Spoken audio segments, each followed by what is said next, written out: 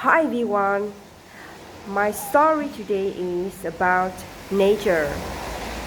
I am living in a peaceful countryside called Taibing. In all over the province, it doesn't have any mountains. Taibing is a small village with so many rice fields around. I want to tell you about some of the environmental problems in my province. First, we plant rice trees at the same time, so which means we also spray pesticides together. At that time, the pesticide smell spreads all around. It is harmful to people. Second, after harvesting, we also burn straw.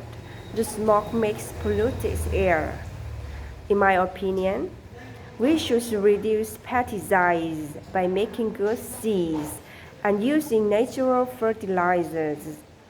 About straws, we should make them change to natural fertilizers for the garden instead of burning or using them for animal food.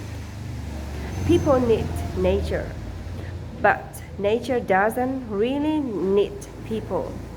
Your actions will determine your fate, not nature. Protecting the environment means protecting our life.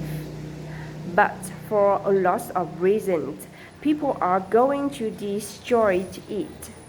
You have to understand that when nature thrives, we thrive.